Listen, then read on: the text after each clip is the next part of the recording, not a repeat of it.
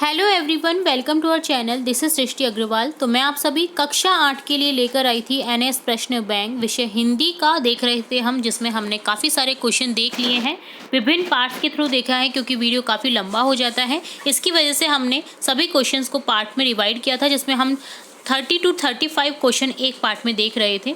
तो काफ़ी सारे क्वेश्चन हम देख चुके हैं। अब लास्ट पार्ट आज स्टार्ट करेंगे हम इसका। क्वेश्चन 123 से देखिए, तो ये वाला हमने पार्ट कंप्लीट कर लिया था, ठीक है। तो अब यहाँ से स्टार्ट करेंगे हम। 126 तक हम डन कर चुके थे। तो अगला देखिए है यहाँ पर, निम्नलिखित पद्यांश ध्यानपूर्वक पढ़कर प्रश्नों के उत्तर दीजिए। पद्यांश दे रखा है तो आपको पढ़ना है और इससे रिलेटेड कुछ क्वेश्चन पूछे जाएंगे जिसके आपको आंसर करने हैं। इस समाधि में छिपी हुई है एक राख की ढेरी, जलकर इसने जिसने स्वतंत्रता की दिव्य आरती फेरी। यह समाधि यह लघु समाधि है झांसी रानी की, अंतिम लीला स्थली यही है लक्ष्मी मर्दानी की। यहीं कहीं पर बिखर गई वह भगन विजयमाला सी, उसके फूल यहाँ संचित हैं यह स्मृतिशाला सी। सहे वार पर वार अंत तक लड़ी वीर बाला सी, आहस सी गिर पड़ी चिता पर चमक उठी ज्वाला सी। बढ़ जाता है मान वीर का रण में बलि होने से, मूल्यवती होती सोने की भस्म यथा सोने से। रानी से भी अधिक हमें यह समाधि है प्यारी, यहाँ निहित है स्वतंत्रता की आशा की चिंगारी। इससे भी सुंदर समाधियाँ हम जग में हैं पाते, इनकी गाथा पर निशित में क्षुद्र जंतु ही गाते। तो देखिए ये थी पद्यांश। अब देखेंगे क्वेश्चन, निम्न में से कौन सा शब्द लक्ष्मीबाई की समाधि के लिए प्रयुक्त हुआ है। तो लीला स्थली, अंतिम लीला स्थली, ऑप्शन द यहाँ पर प्रयुक्त हुआ है झांसी की रानी के लिए समाधि के लिए। जलकर जिसने स्वतंत्रता की दिव्य आरती फेरी पंक्ति का आशय है कि आजादी के लिए प्राणों का बलिदान दिया। उपयुक्त पद्यांश में किसका वर्णन है लक्ष्मीबाई की समाधि का। लक्ष्मीबाई कहाँ की रानी थी, झांसी की, ऑप्शन ब करेक्ट हो जाएगा। उपयुक्त पद्यांश में कवि को रानी से भी अधिक प्यारी वस्तु क्या लगती थी, रानी से भी प्यारी वस्तु समाधि। अब रानी की समाधि रानी से भी अधिक प्यारी क्यों लगती है, क्योंकि वीरता की याद आती है। इसे देखकर रानी लक्ष्मीबाई की वीरता की याद आती है। वीर का मान कब बढ़ जाता है, जब वह रण में बली हो जाता है, रण में युद्ध करने में, और रण में अगर बली हो जाता है तो और मान बढ़ जाता है उसका, ऑप्शन है। समाधि शब्द का बहुवचन होता है समाधियों। रानी लक्ष्मीबाई किसकी भांति लड़ी, वीर बाला सी, ऑप्शन स। निराशा विलोम शब्द का अर्थ होगा आशा, ऑप्शन द। सुंदर समाधियों की गाथा कौन गाते हैं, शूद्र। सुंदर समाधियों की, देखिए यहाँ पर, सुंदर समाधियों की जग में है पाते, गाथा निश्चित में शूद्र जंतु ही गाते, शूद्र जंतु। यहीं कहीं पर बिखर गई वह पंक्ति से आशय है वीर गति को प्राप्त हुई। तो ये डन होता है इससे रिलेटेड क्वेश्चन। अब देखेंगे नेक्स्ट, राजस्थान रंगों के प्रदेश में जग विख्यात रहा है योली। यहाँ जितने विविध रंग देखने को मिलते हैं होली पर, उनकी तो बात ही निराली है। फाल्गुन मास की पूर्णिमा को यह त्योहार मनाया जाता है। होली के जो नज़ारे होते हैं उसमें है गैर नृत्य, जो कि मेवाड़ में गैर का बोलबाला है। घेरों की अदला बदली करते, डंकों डांडियों की किड़किड़ाहट करते, गेरिए गेर खेलते हैं।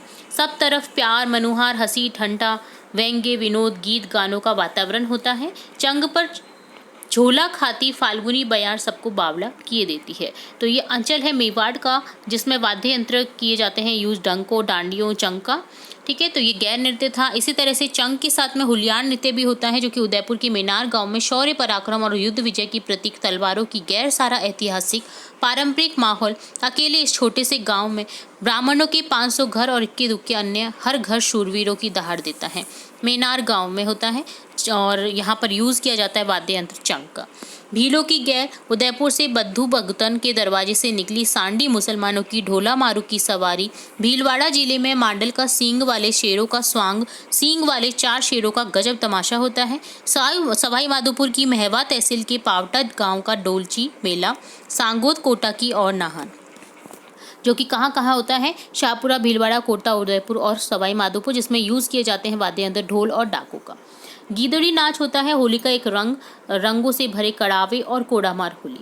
पूर्वी राजस्थान में जाट गुजरों की लठमार होली, तुरई ताशों की मधुर ध्वनि में युवक जब युवतियों को रंग चलते हैं रंगते हैं तो युवतियां उन्हें लठ पट कर देती हैं। पूर्वी राजस्थान में खेला जाता है जैसे जालोर में। चंग डफ झाजर, ठीक है। अंचल अंचल कहाँ है ये बताया गया है यहाँ पर, ठीक है। इसी तरह से होता है कोड़ा मार होली, पत्थर मार होली। पूर्णिमा की रात को आदिवासियों का नेजा होता है, जिसमें जितनी औरतें उतने ही वृक्ष पर बंधे गोटे नारियल, ढोल झांझर के साथ स्त्री पुरुषों के भेल नृत्य, फिर पुरुष उनका घेरा जोड़ वृक्ष का गोटा प्राप्त करने को मचलता है। नारियां बैंत चलाती है, मर्द बैंत खाते हुए भी पीछे नहीं हटते हैं। मेवाड़ की खेरोड़ा और कैलाशपुरी के रामा गांव का नेजा भी बड़ा नामी है। तो ये अंचल है मेवाड़ के खेरोदा और कैलाशपुरी के रामा गांव का, जिसमें यूज किए जाते वाद्य यंत्र ढोल और झांझर।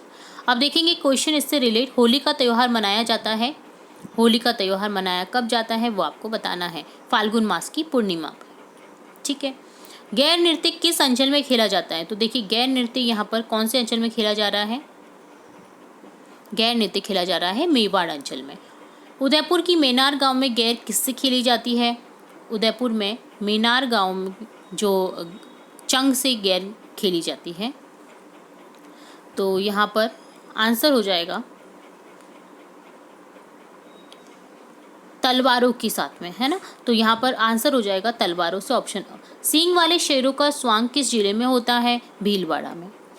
तो देखिए सींग वाले जो सांड होते हैं उनका स्वांग होता है भीलवाड़ा में। इसी तरह से अगला क्वेश्चन है, युवक जब युवतियों को रंगते तो युवतियां उनसे किससे मारती है? लठ से, ऑप्शन ब। डोलची मेला कहाँ लगता है? तो देखिए डोलची मेला लगता है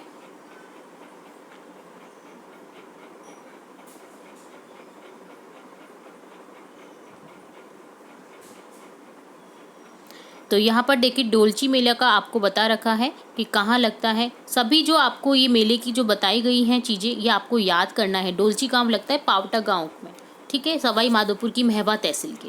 तो आंसर हो जाएगा यहाँ पर पावटा गांव।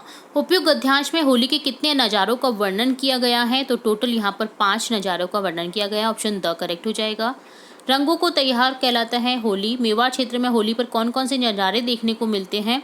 तो मेवाड़ में जो देखा जाता है वो मुख्य रूप से देखिए कोड़ा मार होली भी देखी जाती है मेवाड़ में। गोटा जो नारियां बैंत चलाती है तो उस तरह का स्वांग भी वहाँ पर रचा जाता है। तो यहाँ पर आंसर हो जाएगा भीलों की गैर, पत्थर मार होली।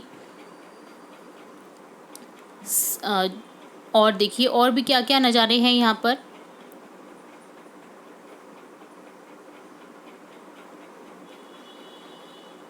देखिए यहाँ पर मेवाड़ में घेरों की अदला बदली करते, मेवाड़ में जो गैर खेला जाता है उसमें डंको डांडियों की किड़किड़ाहट करते हैं, हंसी ठलोटा करते हैं, चंग पर झोला खाती फाल्गुनी बयार सबको बावला किए देती है। तो इसी तरह से वहाँ पर गोल घेरा करके डंको और डांगियों चंग की हेल्प से वो गैर नृत्य भी करते हैं। तो इस तरह से मेवाड़ में खेला जाता है ये नृत्य, गैर व हुलियार, ठीक है। अगला देखिए भीलों की गैर मुख्यतः कहाँ खेली जाती है? तो भीलों की गैर मुख्यतः खेली जाती है यहाँ पर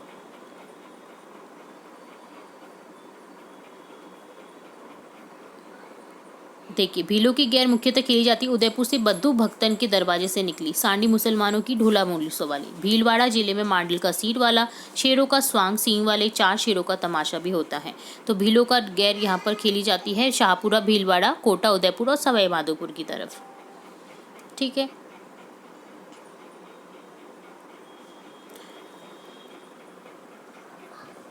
तो यहाँ पर आंसर आपको लिखना होगा उदयपुर।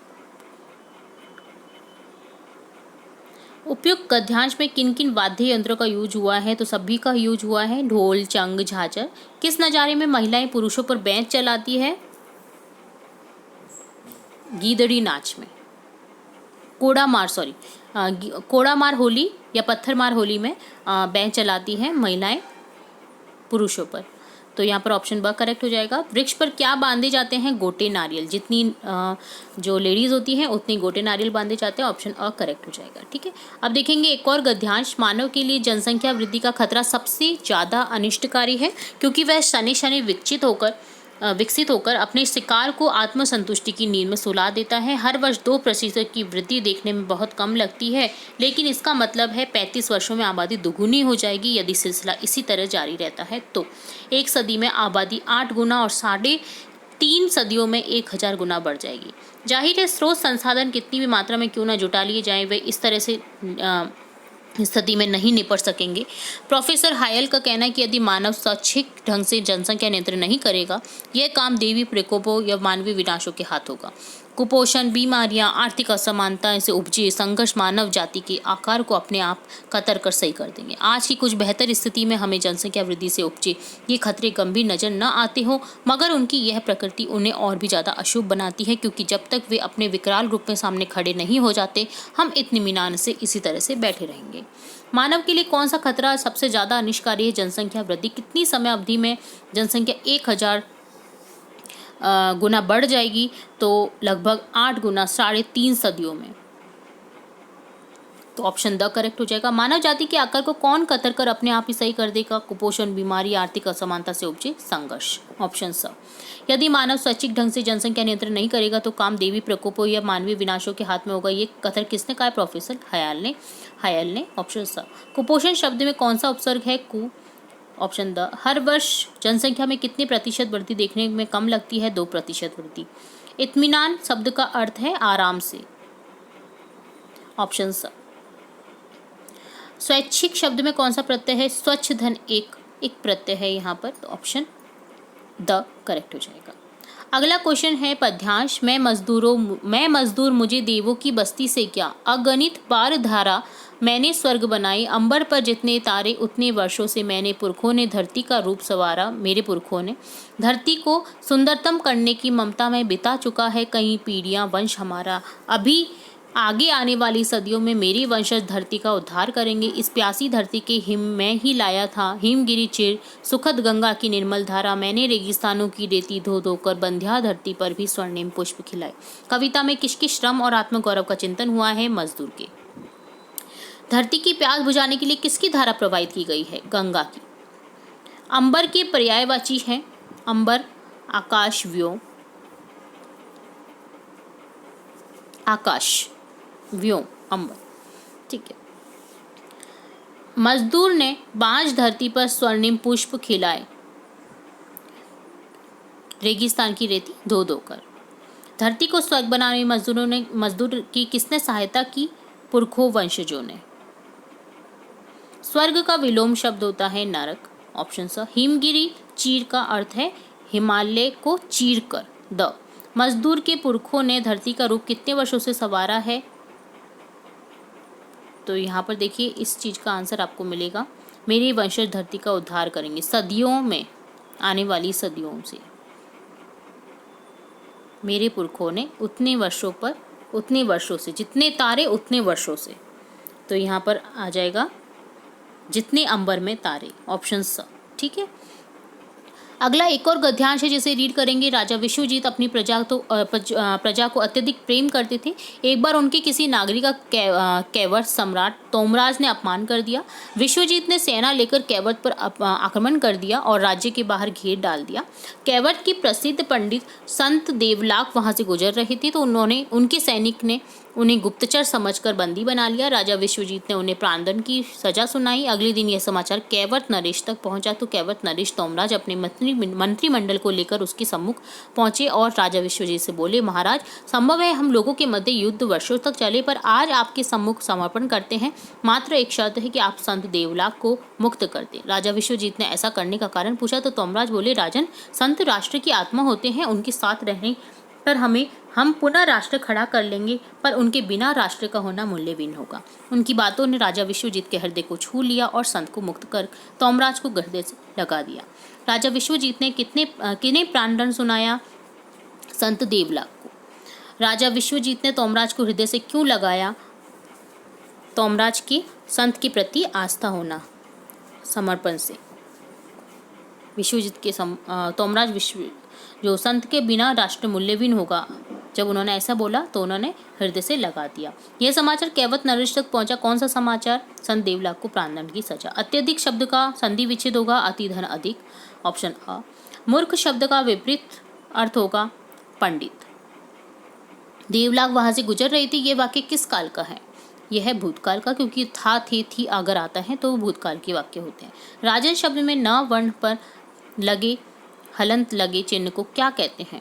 इसे कहते हैं हलंत। Option the.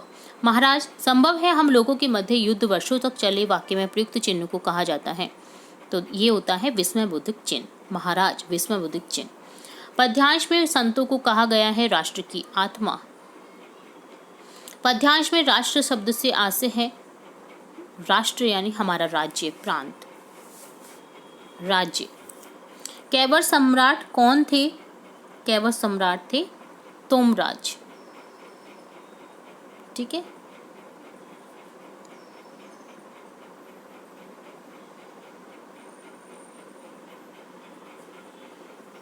तो राष्ट्र की आत्मा होते हैं, कौन होते हैं? संत। ठीक है, ऐसा उन्होंने कहा, तोमराज बोले। ठीक है, तो यहाँ पर कैवर सम्राट जो है वो आपके तोमराज थे।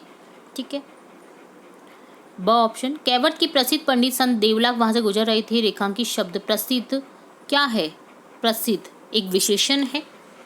ठीक, राजन संत राष्ट्र की आत्मा होते हैं। वाक्य में प्रयुक्त ये जो है इन्वर्टेड कॉमास होते हैं जिन्हें बोलते हैं अवतरण चिन्ह। उपयुक्त गद्यांश में समर्पण शब्द का अर्थ है समर्पण यानी न्योछावर, हार मानना। हृदय से लगाना, गले लगाना होता है अर्थ। ठीक है, तो ये डन होता है। एक और गद्यांश दे रखा है जो कि लास्ट है इस क्वेश्चन पेपर का। सांप बोला आकाश, आकाश को लेकर मैं क्या चाटूंगा? आकाश में आखिर रखा क्या है? क्या मैं तुम्हारे आकाश में रेंग सकता हूँ? ना भाई, तुम्हारा आकाश तुम्हें ही मुबारक, मेरे लिए तो ये गुफा भली।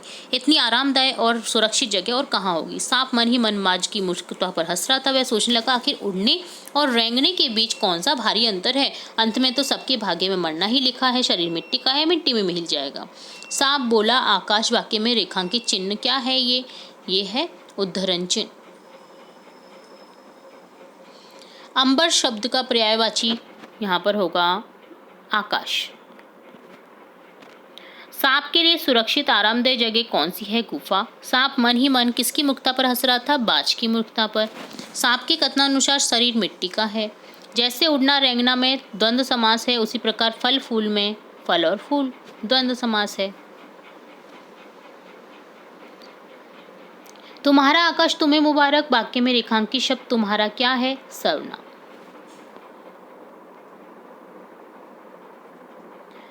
शरीर मिट्टी का है, मिट्टी में ही मिल जाएगा। रेखांकित शब्द मिट्टी क्या है? तो मिट्टी एक संज्ञा शब्द भी हो सकता है। और ये मिट्टी में ही, शरीर मिट्टी का है, विशेषता है शरीर मिट्टी का है, तो ये विशेषण भी बन गया है। तो यहाँ पर हो जाएगा ऑप्शन अ करेक्ट। ठीक है, और सभी के देखिए आंसर यहाँ पर आपको मिल जाएंगे। पूरे जो आपने अभी तक क्वेश्चन देखे हैं सभी के आंसर यहाँ पर आपको उपलब्ध हैं, तो आप देख सकते हैं इन सभी के आंसर। ठीक है, तो ये अव्यय रेखांकित शब्द जो मिट्टी है ये अव्यय शब्द है, तो यहाँ पर आप देख पा रहे होंगे सभी के आंसर्स। ठीक है, तो अगर कोई भी गलती हो गई हो तो आप मैच कर सकते हैं आंसर्स को इस लिस्ट से। तो ये डन होता है आपका NAS का हिंदी परीक्षा पेपर, जिसे आपने स्टार्टिंग से लेकर एंड तक विभिन्न पार्ट्स के थ्रू देखा। इसी तरह हम अन्य पेपर्स भी देखेंगे और भी इम्पोर्टेंट क्वेश्चंस इस एग्ज़ाम से रिलेट देखते रहेंगे। तो जुड़े रहें आपके अपने चैनल के साथ। वीडियो को पूरा देखने के लिए धन्यवाद।